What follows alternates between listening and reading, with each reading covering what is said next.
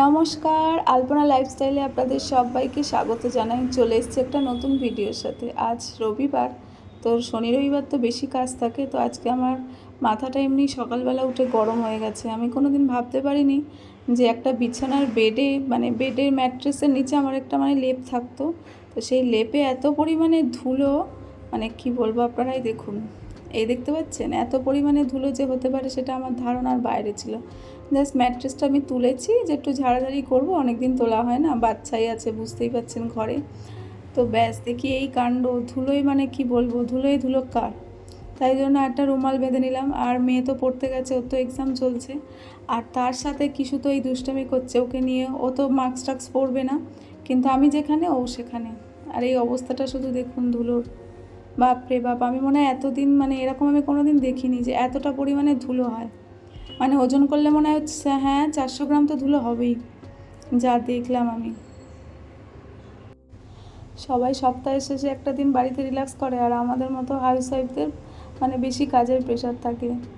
এই দেখুন ধুলোটা দেখুন, খাটটাকে একটু সরিয়ে দিয়েছি, কি অবস্থা, ধুলোই ধুলোকার।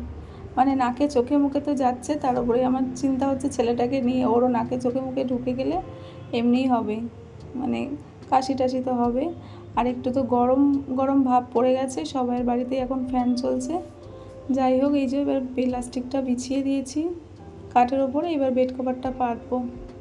আর ওই দেখুন নিচে দেখলেন কতটা ধুলো জমেছে, কতটা পরিমাণে ধুলো জমেছে। এই যে এখন এই ফাইনাল লুক, চাদরটা পেতে নিলাম। আর ওই যে দেখছেন ওর অবস্থাটা, দেখছেন ও কীরকম দুষ্টামিটা করছে, ওখানে উঠে পড়েছে। ওই যে বললাম আমার সঙ্গে সঙ্গেই থাকবে সারাক্ষণ, শুধু মা আর মা। আর এই যে এই পরিমাণ ধুলো। যাই হোক, ওদিকে আবার আজকে এসির মেকানিক আসবে, কারণ সার্ভিস করিয়ে নিতে হবে এসিটা। এত ধুলো দেখে আমি দেখলাম। আর এখানে এই যে জামা কাপড়গুলো এবার আমি মেশিনে দিয়ে দেবো।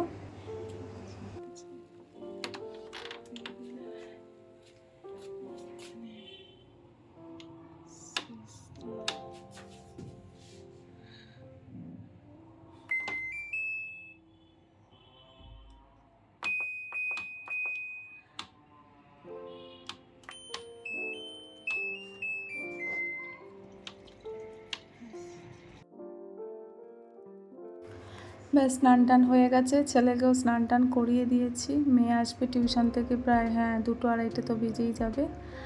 আর আজকে তো চিকেন হবে, তাই ভাবছি চিকেনটা আমি কিভাবে বানাবো, কারণ অনেক বেলাও হয়ে গেছে। আর আজকে ভাবছি কিছুই করব না, একটু উচ্ছে আলু ভাতে দিয়ে দেবো আর চিকেনটা রান্না করে নেবো।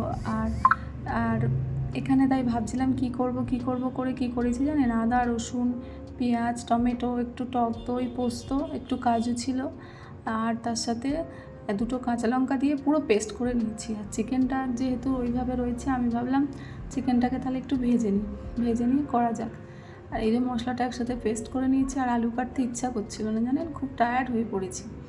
যাই হোক, এখানে একটু গোটা গরম মশলা ফোড়ন দিয়ে দিলাম, জিরে তেজপাতা শুকনো লঙ্কা আর একটু এলাচ লবঙ্গ দিয়ে চিকেনটার মশলাটা ওই যেটা বললাম ওইটা দিয়ে দেবো, দিয়ে চিকেনটা বানিয়ে নেবো। খেতে কিন্তু ভালোই হয়েছিল, খারাপ হয়নি।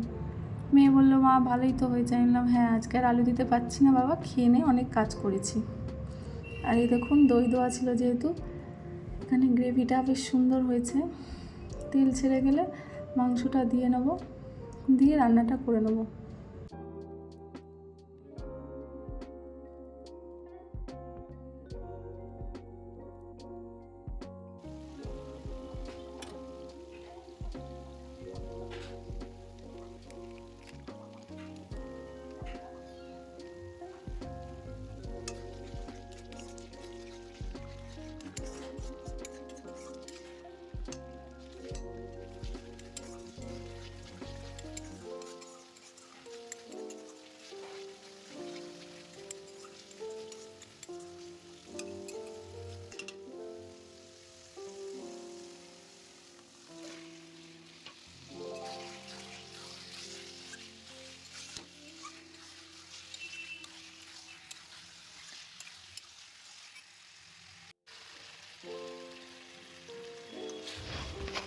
দেখুন মাংসটা খুব সুন্দরভাবে কষিয়ে নিয়েছি মিডিয়াম আঁচে, একটু ধৈর্য ধরে, কিন্তু খুব সুন্দর হয়েছে। দেখুন তেল ছেড়ে দিয়েছে, এবার যে ওই মশলার বাটিটা ছিল ওইটা ধুয়ে একটু গ্রাইন্ডারে ছিল, তো জলটা একটু দিয়ে দিলাম, একটু জল দিয়ে দিলাম, কারণ এটা একটু গাঢ় গাঢ় হবে, বেশি ঝোল টোল তো হবে না, একটু গ্রেভি গ্রেভি টাইপের ভালো লাগবে।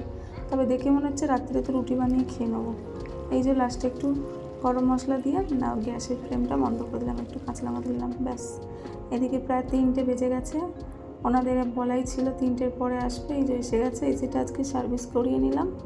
তো আমার প্রিয় ভিউয়ার্স এবং সাবস্ক্রাইবারদের জানাই অসংখ্য ধন্যবাদ, যারা যেখান থেকে আমার ভিডিওটি দেখছেন তাদেরকে জানাই আমার অসংখ্য ধন্যবাদ। তো বন্ধুরা, আজকের ভিডিওটি এই পর্যন্তই ছিল। ভালো লাগলে অবশ্যই একটা লাইক শেয়ার কমেন্ট করবেন। আজ তাহলে আসি, দেখা হবে একটা নতুন ভিডিওর সাথে, সঙ্গে থাকবেন। ধন্যবাদ।